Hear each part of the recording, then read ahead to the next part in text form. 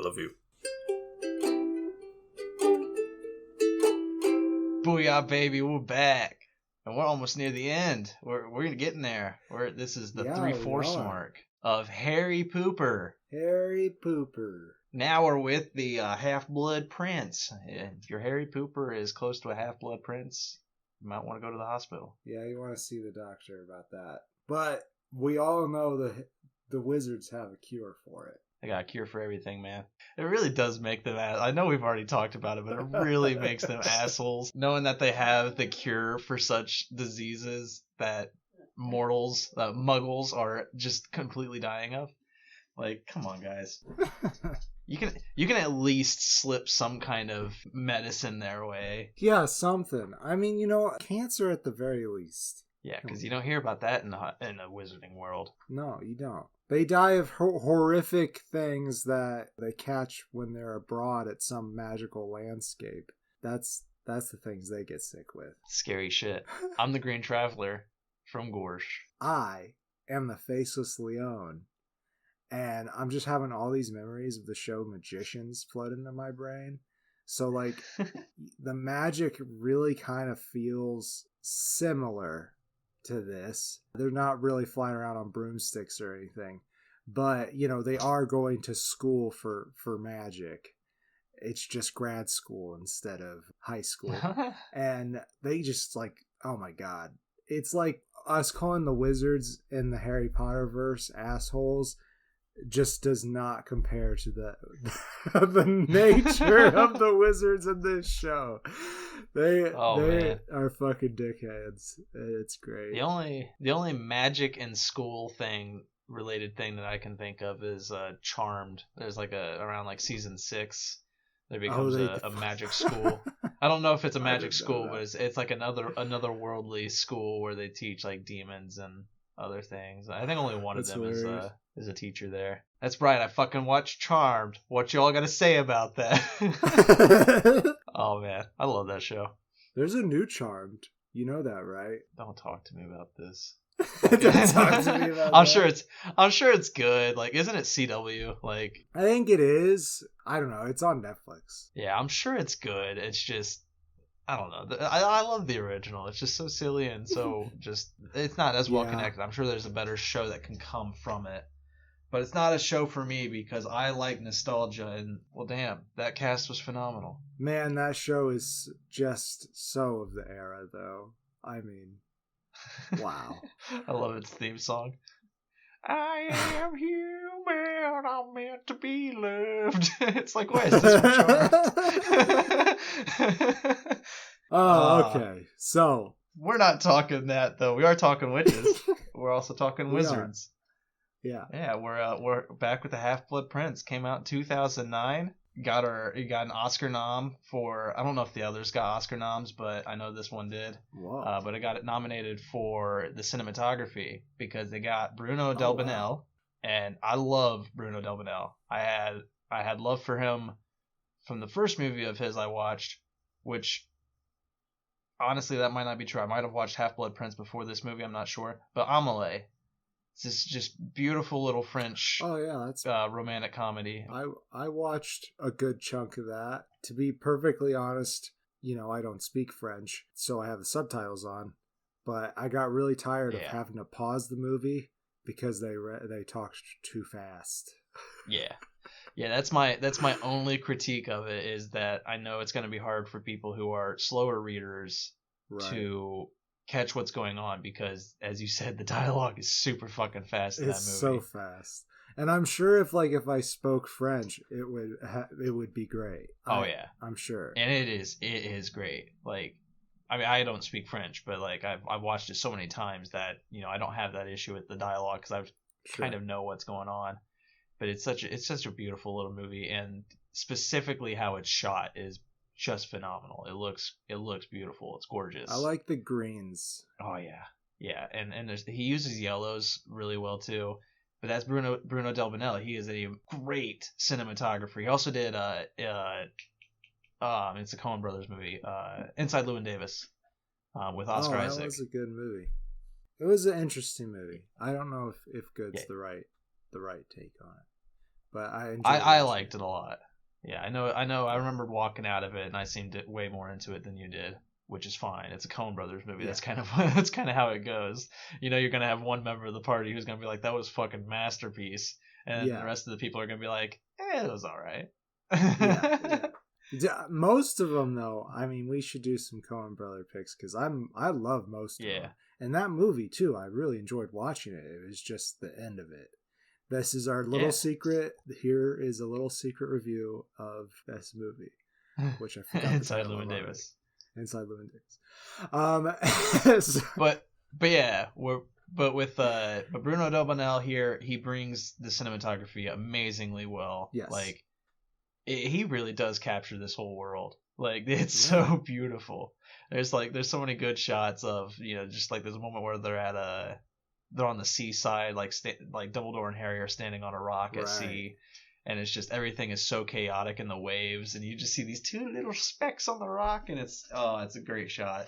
It might have gotten nominated for other stuff, but I knew it got nominated for the cinematography. Honestly, I had no idea it got nominated. I'm surprised that any of these films really got nominated, but I'm happy this one did because I really do enjoy this movie. Oh yeah, I do too, and it was weird because they brought David Yates back. You would think, given that he did Order of the Phoenix and how we felt about that, especially how we felt just leaving the theaters too.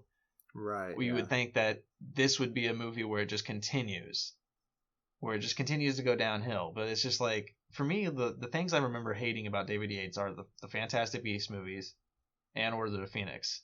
I always remembered that I liked Half-Blood Prince, but I don't watch it as often. I think this is probably the third time I've watched this movie. Well, there's a lot of build that goes into it. You kind of need all 5 of those other movies to make it. Well, I don't know. Like, there's obviously the events in the 5th one are important to this movie, but really it's just hard to really pull any information out of that 5th movie.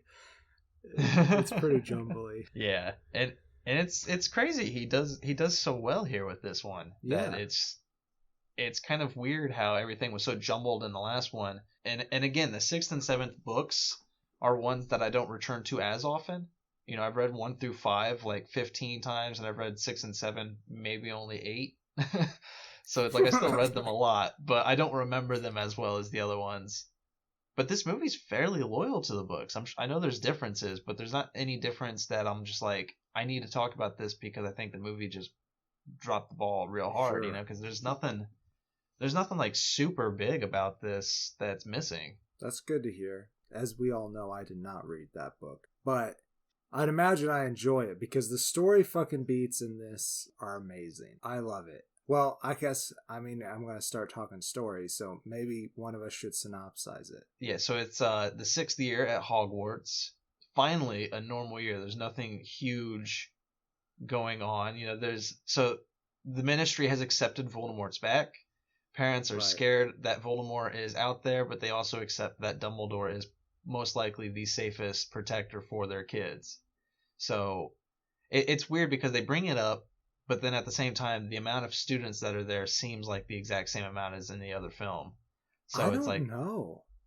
Actually, I thought that the Great Hall seemed smaller than in the previous films, and that there were less people at the table. They definitely didn't have as much of the enchantment going on, and that was probably because Dumbledore wanted to set the tone of seriousness, the fact that Voldemort is back and that everyone is in danger. Yeah, I guess for me what it was that not only are all the common rooms completely full whenever they're in the common rooms, and the classrooms are all full, you see all the same familiar faces. You see Dean, you see Seamus, you see the Patil twins. If anything, you'd think that there would be a line like, oh, Seamus didn't come this year because his mom was worried. With the little bit of information we got from last movie anyways. Yeah, and you got a little bit of that. You get one line where somebody says, like, Seamus's mom, somebody's mom was like, oh, they didn't want him to come, but I came because, Dumbledore's the only person he's afraid of. There's like one line where they mention it. Right. But you even get more characters. You get Lavender Brown, who's Ron's weird little love fling in this movie. You know what? I meant to look this up because apparently there is a little bit of controversy around that. Apparently she was played by somebody else up to this point, and I don't know, and that the actor portraying her was black, and I don't know if she was for some reason not available, but all of a sudden now in this movie that she's supposed to kiss Ron, she's a white woman. Yeah, I'll definitely fact check it, because I don't honestly remember ever seeing or hearing of Lavender Brown in any of the films before this. Right. There's one character that she's supposed to hang out with constantly in the books that's in the movies, but that character is, I think, Patty Patil or Parvati Patil or whatever. Okay, and we did meet them. And you've met her and her twin sister, yeah. And she might have been hanging out with a Lavender Brown character before this, but like I really just don't remember her. They don't do much with his schoolmates. That's what, again, right. Television universe. You do it as a television. You can develop all these characters so that when we get to this fucking point, you feel like you know them. Right, exactly. And that being said, controversy aside, she did a great job. Yeah. Jessie Cave. Jessie who? Cave. Cave? But that's the beauty of this whole movie, is you get to know the characters. Because for whatever reason, David Yates took the time to actually look into this universe of teenagers going to school. You see Harry and Ron just chilling out in the hallways, right, laughing at the younger students. You see... And the teacher saying, "You're not busy enough." yeah, go ahead. Take another class. You guys are having too much fun. But like, what I meant though, when I opened it up saying that it was a natural year, just like no crazy events. Right. Even though Voldemort is out and about and the Ministry has accepted that. Or number 2, you had the Chamber of Secrets. Number 3, you had Sirius Black on the run. 4 was the Triwizard Tournament. 5 was Dolores Umbridge taking over the school. We finally have just a normal fucking year. We're all gonna go to classes and have a good time. And we're all gonna play Quidditch, damn it. Yeah, we're going to bring Quidditch back into the goddamn franchise, because it's been out of the place for the last 2 movies. For real. But it develops all these characters. There's looks into Dean, because Dean is dating Jenny, and we're getting that love interest building between all the characters, where Jenny has feelings for Harry. Harry obviously likes her, but Jenny's just dating around, and Harry's like, "Oh man, I'm bummed by that, but yeah, that's all right." Oh, and that's okay. Yeah, you get Ron and Hermione, who are in like with each other. I shouldn't say in love yet, but they're in like with each other. Ron is in denial. They're both in denial. Well, I mean, Hermione's not really, with herself at least she's not, but like with others, she's in denial about it still. She's keeping it to herself because she does. I think, like, deep down too, there's another part that she just does not like that she feels this way about Ron, because he's such a dope. Yeah, but she likes that he's a dope. She likes helping him out with his essays. Otherwise, she wouldn't have been doing it for 6 fucking years. But it's yeah. It's just lovely. You get all this look into characters, and he really builds this high school world. And it's like, this is what I've been wanting from every fucking movie before now. You know what we also get? We talked about this in, I think, the very first episode of Harry Potter. We get a callback to Seamus's ability to blow shit up. Yeah. He's in potions class and he just blows something up in his face, and he's got all those black marks, like scorch marks all over his face. And I'm like, finally. And so I do think, because you're talking about people getting developed, I do think that this is where Blaise Zabini is introduced too. I don't think they've touched on his character before either. But he kind of replaces Crabbe because that gentleman playing him got in trouble with the law. Oh, yeah. I didn't know that. And Jamie Waylett is the actor that I'm talking about. I mean, nothing like terrible, at least to start with. I've heard other things, but I won't, wring out his dirty laundry here. Oh. But that's why Blaise became like his second or third, Malfoy's second or third. Instead of Crabbe. Just little thing I saw on the internet. I honestly never even paid attention to Malfoy's posse because none of them get looked into. Like outside of the Polyjuice potion in the second movie, they're not used in any way. So it's just kind of like I never really pay attention to them because of just background noise. That's fair. But other new characters, we get our new Defense Against the Dark Arts teacher, who is Professor Snape. He finally did it, guys. Snape. Yeah, finally. He made it. He's finally the professor in the position he wants. From what you're just saying, like, okay, so I literally just listened to the Sorcerer's Stone episode again today for posting it. There is a lot of parallels between this movie and the first movie. There's a lot of calls to that first movie. Oh yeah. And the second movie. Really interesting. Yeah, and the second movie. So it really does feel like a return to the world after we've had 2 movies that really just felt completely different. And well, 3 movies even. The third one feels yes, it does different. feel different, but it also still feels like you're at Hogwarts to me anyways. So this is a really good pullback into what we fell in love with this series for. Yeah. But yeah, as you were saying, Snape as the dark arts teacher. Yeah, they don't really go into his classes though. No, yeah, you're led to believe he's doing good enough job that nobody's complaining about it. But it's just like, it's not looked at. What is looked at is the new potions teacher.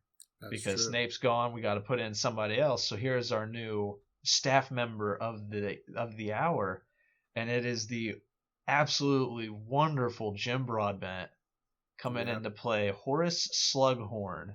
And I don't have my sonic screwdriver with me to ring in the Doctor Who corner.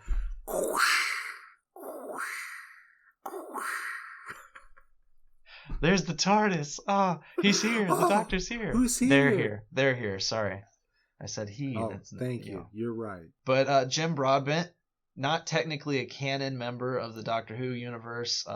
He appeared in a non-canon comedy relief special called The Curse of Fatal Death, and I believe he played the Doctor. I'm not sure. It stars Rowan Atkinson. Rowan Atkinson plays the Doctor in this comedy special.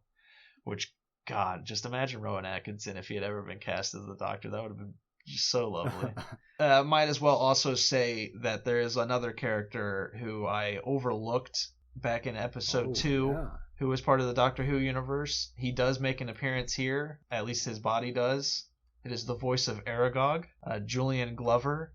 He plays Richard the Lionheart way back in 1965 in Doctor Who, and another character in the late 70s. But yeah, the voice of Aragog, who Aragog sadly passed away during this movie. Giant spider death. It's always so heartbreaking, I know. Yeah, it is. But, they're very misunderstood. It might be the eyes. It might be the pincers. And the fangs. I loved, I just did there's a point where Daniel Radcliffe says that, where he's just like, it might be the fangs, and he puts his fingers up like fangs and makes like some weird sounds, and it's hilarious and lovely. But like, this is where like I feel Daniel Radcliffe just enjoyed being the character, because this is my favorite he's ever been in any of the movies so far. He's just having a great fucking time with this movie. Right, yeah. I think maybe he had some classes over the break between the movies, or maybe even another role or something, because he definitely is breaking out of his shell a little bit. Not to say that he was doing anything wrong in his previous ones. He just feels like he is more of the character, especially when he takes the Felix whatever. Felix Felice shit? Felisa? The lucky the luck potion. Yeah. Yes, he does great when he's acting super cocky. That whole scene is wonderful. He's just so funny when he walks up to Professor Slughorn, and Slughorn's like, I can't let you walk the grounds by yourself. Well, then by all means, Professor, come along. He makes me laugh at that whole scene. It's so funny. And I mean, this is Daniel Radcliffe foreshadowing the actor that I'm gonna, that I've come to love, because I think he is a great fucking actor. Yeah, he does some great stuff. Yeah, every role that he's done since Harry Potter. I mean, The Woman in White, or whatever it's called. That's Black. Woman in Black. Yeah. Yeah. The Woman in White's a novel. It's by Wilkie Collins. Anyways, The Woman in Black, that's hit or miss. It's a Well, he decent did horror fine. film, He and did good he's in it. yeah, he's great in it. But he's not like amazing in it or anything. He's just, Right. talented. But like him and what was that movie with Paul Dano? The one where he plays the dead body. Oh yeah. Oh, Swiss God, Army Man. thank you, Swiss Army Man. That is just, That is some a of my favorite strange acting. movie. We should do that sometime. Yeah, but Daniel Radcliffe's acting in that movie is just phenomenal. Yeah. And it's honestly, foreshadowed here. Both of them in that movie. Yeah, and it's foreshadowed here in Half-Blood Prince because, I mean, even Ron and Hermione, like, they all seem like they've grown into these characters, and maybe they just got to a point where they were just tired of it, that they were just like, fuck it, we're gonna have fun with it, and they just made it their own. So like that's totally possible, and it's never been better. This is like the best acting in the whole franchise for all of the characters, really. Really, yeah, that's the truth. Even Michael Gambon, who Dumbledore's part in this movie is as large as any of the movies, and maybe that's why I love it so much, because he is very good in this particular movie. And I think if we're really going to talk details in it, we should probably put a wall up. But he and Harry kind of secret away a couple different times to do some things, and Harry kind of has to keep this to himself too, and it makes a really good story. Yeah, it's really interesting, and it really builds the chemistry between those two characters, because you haven't really gotten, there's moments in the fourth and the fifth one where Harry and Dumbledore are becoming closer as teacher and student in a way, and it's really nice, and you're just like, yeah, he's a good mentor. But this one, you kind of get like a buddy cop kind of feel, where it's like, Dumbledore shows up at the beginning and he drags him along to go get Horace Slughorn and try to talk Horace Slughorn into taking the position. And when they arrive outside of the house, like, Dumbledore's like, do you have any questions or whatever? I don't know the exact dialogue, but it's like, do you have any questions, Harry? And he's like, honestly, sir, at this point, I just kind of go with it. And I'm just like, it's just a fun moment where it's just like, Harry's grown into this like teenager, and he's just, I feel like him and Dumbledore are becoming friends almost.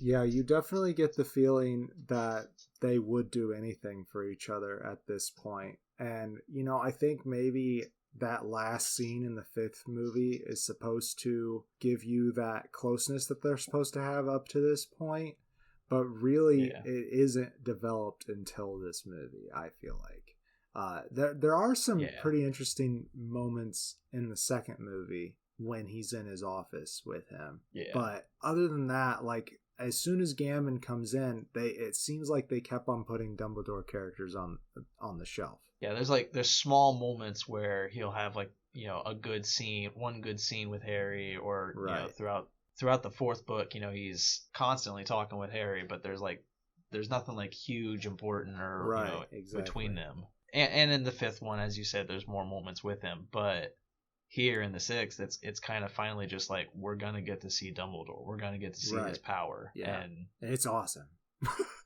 yeah, you saw it between the fight with him and Voldemort in the fifth one, which was also awesome.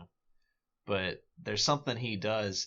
There's a moment where he and Harry are in a cave, and it seems like the danger is about to close in on them, and that there's no fucking hope left. Right. And he does something so fucking rad that you're just like, holy shit, there's a lot of power that we haven't yet seen behind this man. Yeah, it's wonderful.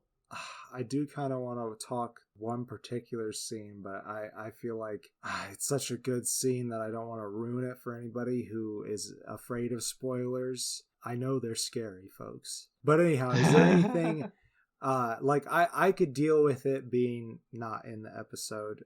So is there anything you want to talk about behind the wall? I can't really think of anything specific that I would want. I mean, obviously the big thing. Okay, yeah, so the big thing, yeah. I feel like that definitely is, we talked about the big thing. So if you want to see the big thing, hear about the big thing, or do you need more time first? No, let's go ahead and dip behind it. We'll do the wait, just before we go, we're gonna jump back to Quidditch, people.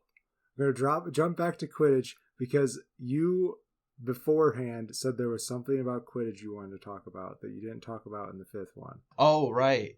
So I mean, it's with the development of characters again. It's with Ron specifically. because there's so many moments in the books where Ron grows as character that the movies kind of touch upon, but really just don't ignore, Right. really just ignore because fuck it, he's third bid role or whatever. It's just like it's Harry, Hermione, Ron, so it's like fuck it, he's good enough, he's got the status, we don't need to develop him anymore. But in the books, it's in the fourth one he struggles because Harry is always having these great things happen to him, and Ron is just there. And as I said, being the sixth youngest son, that's kind of just weighing on him a lot. In the fifth one, there's this huge moment where he tries out for Quidditch, and it's another growing moment for him because all of his other brothers have done great things. The Weasleys were on the Quidditch team. They're not great academically, but they got decent enough grades and were funny and very popular that he still had to live up to their legacy as much as all of his other brothers. And the fifth one, you get that moment where he goes out for Quidditch. But the movies, the fourth and the fifth movie, was like, fuck Quidditch, we're not going to talk about it. And you lose that development with Ron. Here in the sixth one, because Harry just becomes captain of the Quidditch team, he's like, everybody's got to try out again. And so Ron has to try out again. He has this moment of all these nerves, and he's really scared. And then, Harry kind of tricks him, but he thinks, he goes into it with so much confidence after being tricked in a way and just performs amazingly. And it's just this great character development that finally the movie was like, we're actually going to include this. We're going to keep this in and we're going to develop this fucking character. And it's fucking love Ron. So it's like, thank you. Yeah. I'm so happy this movie finally looked into him. And it was such a good friend moment too. Like Harry knows Ron well enough to know that he's not going to perform well. He's just going to be nervous unless he's tricked into being confident. And once he's tricked into being confident, he's amazing. And he can be confident thereafter that he can do it. Exactly. Like as you said, Harry knows that he is competent and great at when he sets his mind to it. Harry knows what he's good at. The only thing standing in Ron's way is Ron. He just had to break that, and it's just a beautiful moment. And that again, as I've been saying all along, I love that how much this movie spent into characters. It looked deep into characters, and I'm so fucking happy it did, especially with Ginny, because one of the reasons I definitely want to do a television universe of Harry Potter is to develop Ginny. Right. Because she is a great fucking character that is mostly ignored. Mostly ignored up to this point. There's like maybe one or two moments in the last movie pointing towards their romantic involvement. Yeah. And like you always get to see her. There's glimpses of her in every movie. But it's like finally you actually develop her character here. But I mean, even J.K. Rowling didn't really touch on her character. But boy, wouldn't it be interesting if Harry and her were actually just fucking friends? If we did a television world and she was actually, we watched them be friends from her first grade, his second grade, like that would be lovely. And you could build all the other characters that she's friend with, like Dean Thomas, like it's just all these people who are just touched upon. But like here we finally get Jenny, and we get to see her fight with Harry. You get to see that she can, you saw it in the last movie also, but like she is a competent witch in her own rights. Right. And you see her here battling with Death Eaters with Harry in one scene, and it's just like, fuck, she's really good. They make for a good team, a good fighting duo. So it's like finally we're getting all this character building for everybody that's not just Harry and Hermione and Ron. And we also get character building for them too. So there's also really good development of Malfoy in this movie. Like it's so beautiful. They've been kind of, and I think we'll talk about more of it behind the wall, but they've kind of been hinting at their rivalry throughout. Not hinting at, it's pretty blatant rivalry between the two of them. Yeah. But now it kind of comes to fruition. We're fishing for fruition. Yeah, it's really good in this particular story because now Malfoy hates Harry even more because he got his dad sent away. Yeah, and you get good stuff. You get that Harry is also, there's still hatred with Harry and Draco. Harry hates Draco also, But at the same time, there is sorrow now. Yeah. There's a new feeling for Harry because he pities what's going on with Draco. He doesn't, he wants to help if he can. Right. Because, and I think Dumbledore says it best, Harry is always kind.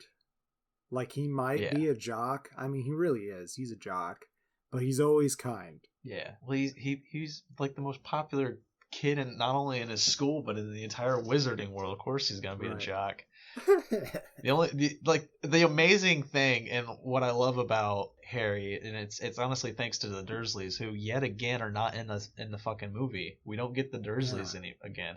Even though that's weird.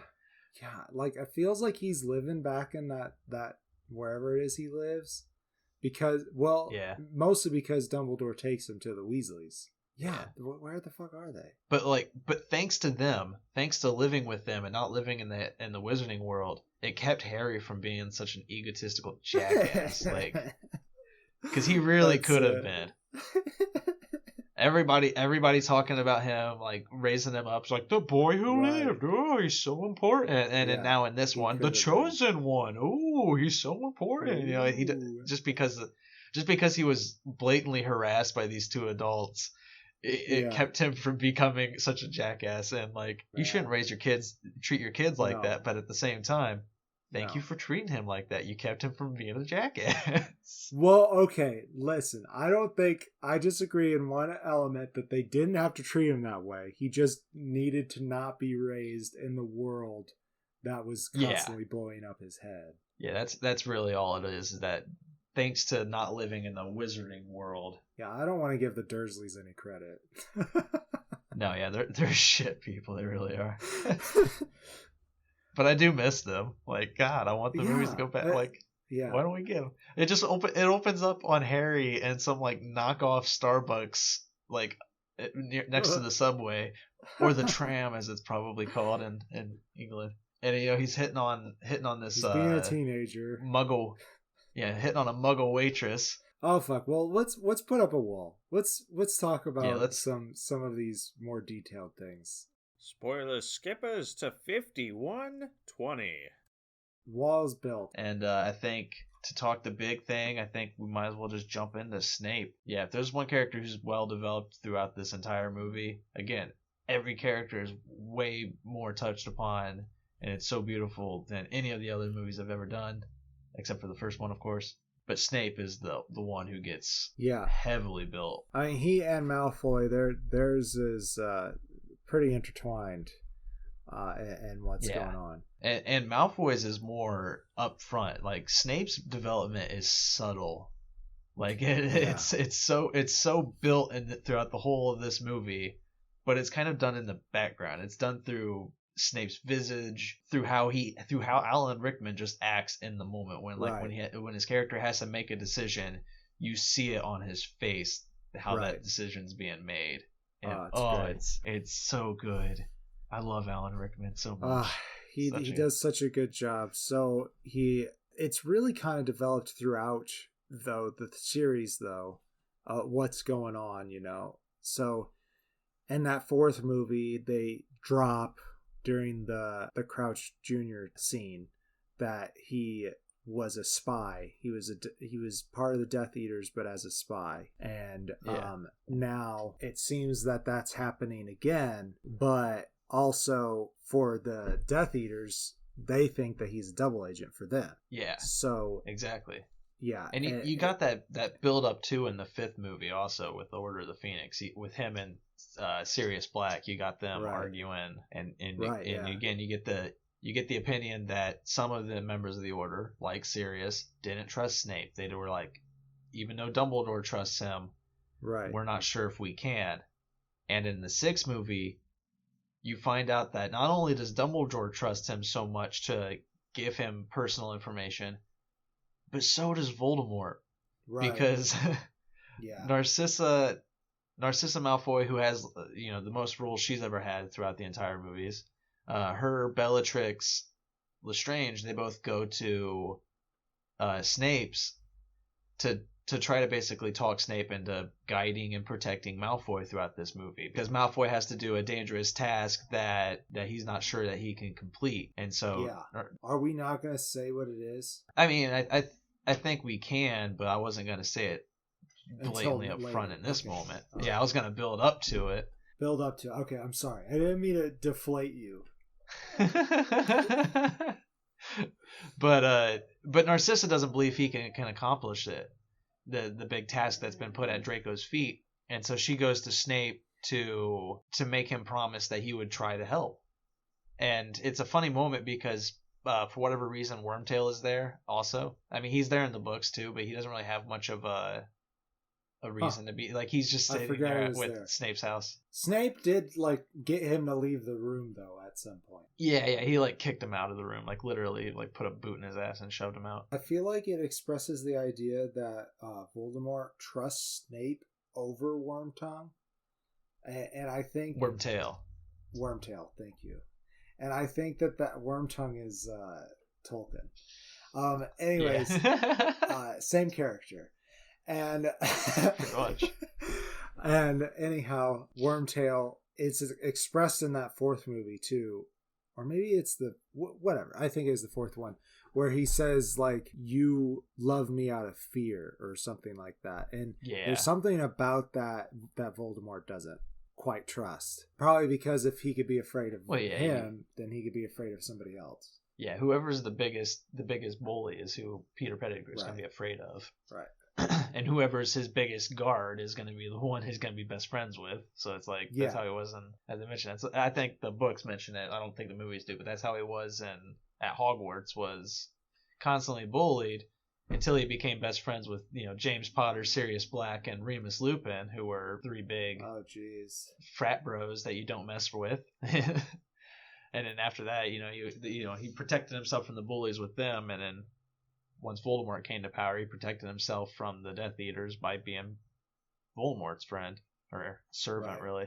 So here, let me ask you something. Is Voldemort, Tom Riddle, he's older than James and them, right? Yeah. He was, I would say he was probably in school like maybe a decade or more before. Okay, I thought so. I think when the first war happens, he's like in his 50s.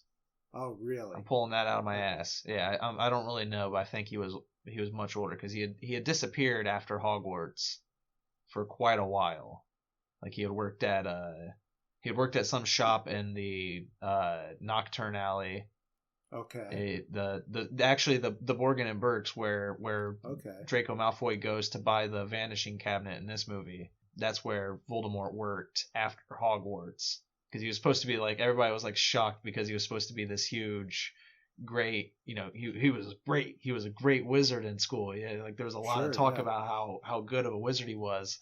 And instead of going for the ministry, he just started working at this like random dinky little shop in Nocturne Alley selling miscellaneous evil objects.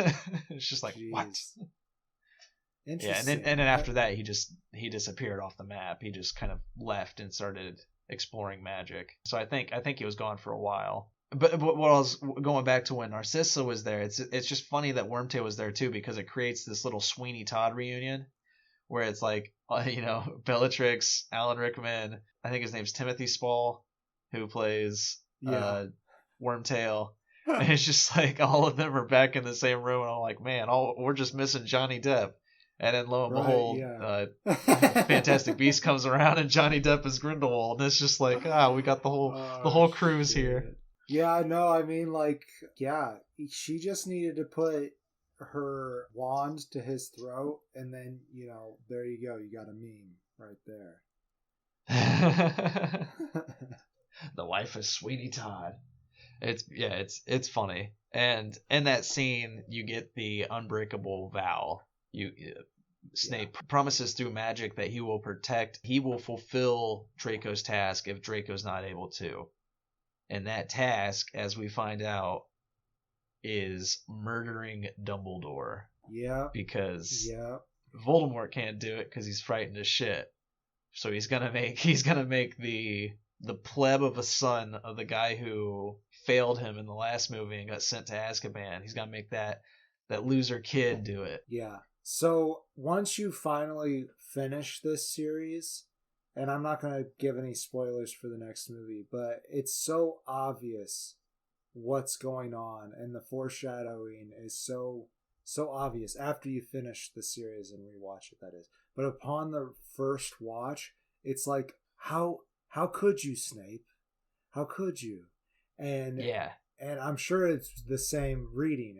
At least I hope so, because that moment's so big, and it's just heartbreaking. Yeah, you also don't get in the books. You don't get the acting of Alan Rickman, so it's actually less in the books. When it happens in the books, you're actually more just like, fuck you, Snape, like because as I was saying, not only do you realize that Dumbledore trusts him to be his like basic right hand man in the organization, right? But Voldemort also does, because when Narcissa approaches Snape, she's like, I don't know if you have heard that what Draco's task is. And Snape's like, no, I've heard, the Dark Lord's told me. It's like Bellatrix is like, what? He's told you? And it's like, yeah, he tells me everything. Both of these people, both of the leaders of these armies, of the polar opposites of each other, trusted this man so much that for most of the book, you're sitting there thinking like, yeah, Dumbledore is clearly has to be in the right. We don't know why, but like Snape has to be a good guy. And then you get to the end of the book and like you're just like, holy shit, I feel like I was lied to. And it's a heartbreaking moment. It just feels like, man, how could he have played this off so well? And like it just felt, it almost like when you first watch it almost feels like blockbuster movie twist, which it is. But I mean, it just it has that feeling, like it feels like it came out of left field. But once you get the whole story, it is so good. It is the best part of the story, honestly. Oh, it really is. And it's all in his eyes. It's all in his facial expressions, and Alan Rickman's, that is. Because like when he makes that decision, when he casts the curse that he casts, unforgivable. There's so much. There's like sadness in his face, and also just darkness. Right. Because it's like the Death Eaters around him, they believe that he's done it purely through intent. But you look at his face and you're just like, oh, it's good. It's so like, good. And if you don't know the rest of the story, it's like, oh fuck, he was conflicted about this, but he did it. He chose. Yeah, I mean, he did what he had to. Yeah, he would have died if he didn't do it. Do we want to drop the wall and just do a closing statement? There was one more scene I wanted to talk about. Very beginning of the movie. Go for it. That scene where Dumbledore is forcing Harry to force him to drink this potion is so good. And then the trap of that room in general, from like a game master standpoint, is so fucking cool. Like they finally get to the point where he finishes this awful drink that makes him feel like he's killing it, and then it leaves him with an unquenchable thirst, which leads Harry to the edge of the water, where they don't really name the monsters in the movie. I'm sure they do in the book. Yeah, I don't remember the name of it, but yeah, he gets dragged in by like these corpses, is what it feels like. I've always kind of imagined them as the corpses of the Muggles and half-bloods and people born of non-magical parents that Voldemort killed. I think it is. I don't think he's killed all of them, of course, but that was one of his tools in the wars, was he reincarnated dead corpses basically and used them as an army. He's a necromancer too. Yeah, it's just disturbing. I can't remember the name of the creatures, but they are creatures that he uses as part of his war. Jeez. And yeah, but my only question is, Harry doesn't try this in the movie, and I don't think he tried it in the books either, but like, couldn't he have just pointed his wand at Dumbledore's mouth and did the water spell? Like, just the guy made all in there, get it done at one time. I don't know. Well, it's like the creator, the creator of this map, of this trap, as you said, he made it so that you couldn't get water from the basin, you couldn't put water into the basin, you couldn't put water into the cup that you used to transport the water from the basin to your mouth. You couldn't put water in there. So your only option, presumably, was to take the cup to the actual water surrounding you and use that water. But at the same time, you're a wizard. You can make water appear anywhere. It shows him trying to make the water appear in the basin, and it doesn't work. But why not just go up to Dumbledore and just be like, yeah, open your mouth, Agua Mini, and then just like pour some water into his mouth? Like, wouldn't that have worked? Like, I don't know. Maybe it would like all of a sudden like it would fill all the space in his throat because he was unexpecting it, and then Dumbledore would choke to death after choking down this potion. Oh. Well, I think the spell doesn't make water just appear. It just makes water come out of the wand. So it's just it's kind of like turns your wand into a faucet, and you just shoot water from it. Then yeah, he could have done. So it's just like, I guess maybe the creator of this design had maybe he made it so that magic itself just did not work. Like you couldn't just do magic in that area. Or maybe there is a charm on the cup too that makes you think, okay, there's water right there.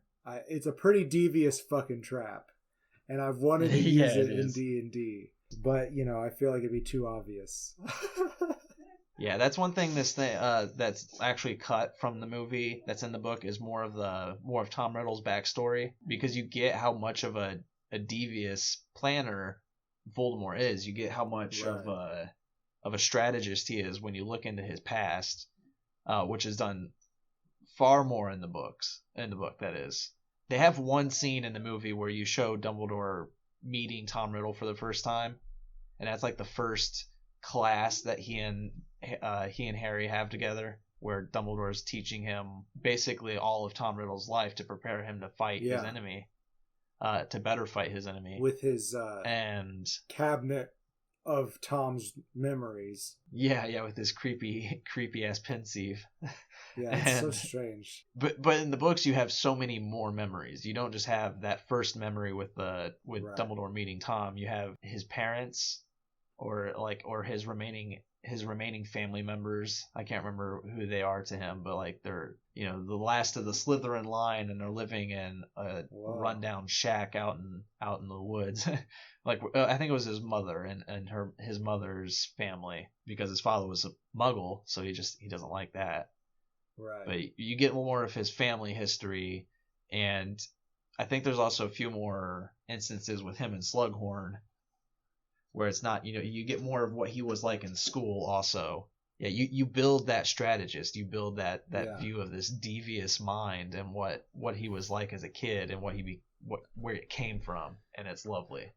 So but it's left out mostly in the movie, but they get the gist of it in there. Yeah, I think they do a good job, especially through the plot of what Dumbledore's trying to get Harry to do with Slughorn, which leads to eventually the fact that Slughorn taught, not like directly, but gave him, like, answered some questions to Tom Riddle about Horcruxes, which are the crux of the next two films. Haha, nice.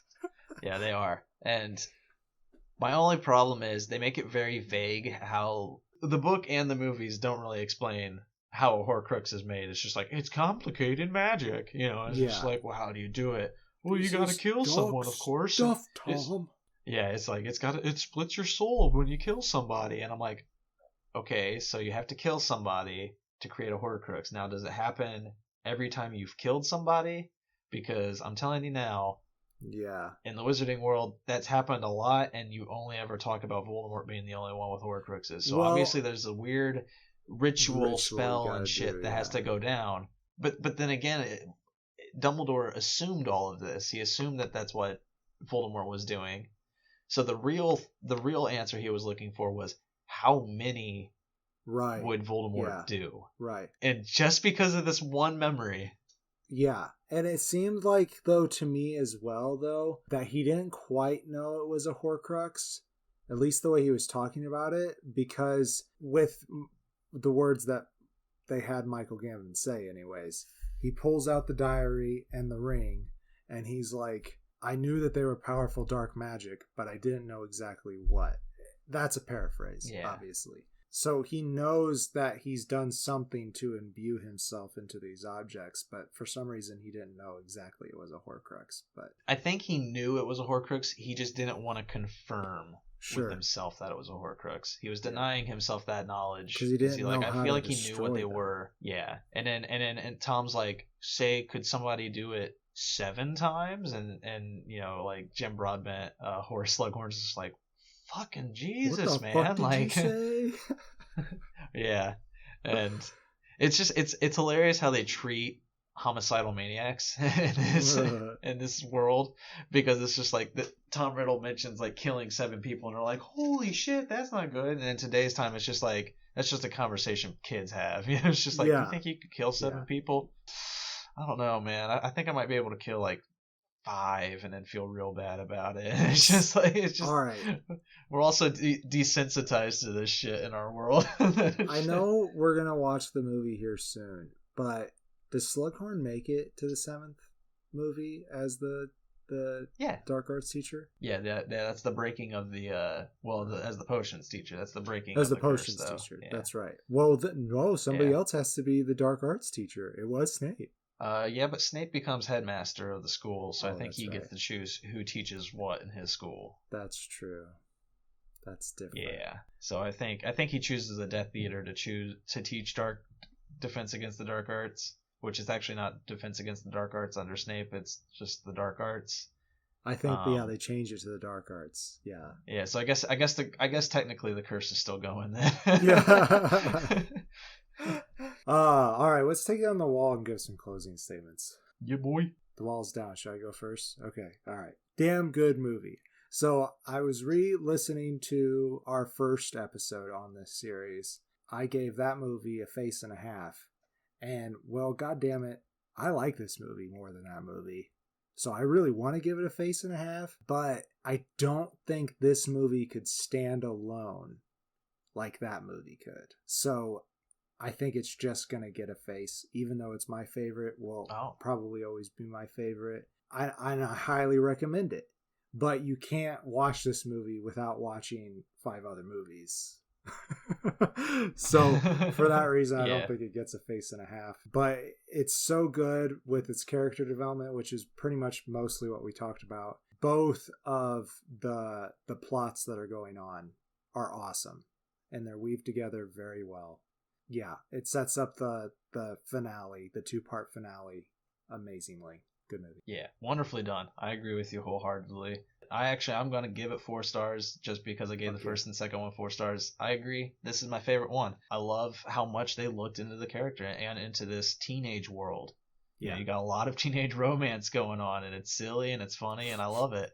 And they're all growing as characters, and it's fun to watch. I've harped on the flashy CGI of the magic and how it's just become, point your wand and then a streak of light. But this movie made it really intense and exciting when those scenes were happening. It was kind of, I was like, okay, maybe I'm being too harsh on this, because going back to this movie, I'm enjoying it. Like, I just don't like what it is in the Fantastic Beasts and Where to Find Them. It just feels wrong for whatever reason. But here, I don't know. There's a couple scenes where they have little duels and spats with magic, and I'm just like, this is still riveting. I'm still enjoying it. So maybe I'm just wrong about it. But lovely build to the characters, great storyline. I mean, as you said, you got to watch through 5 movies to get there, but I don't know. I think getting here is kind of just like, oh, finally, we're back to a good Harry Potter movie.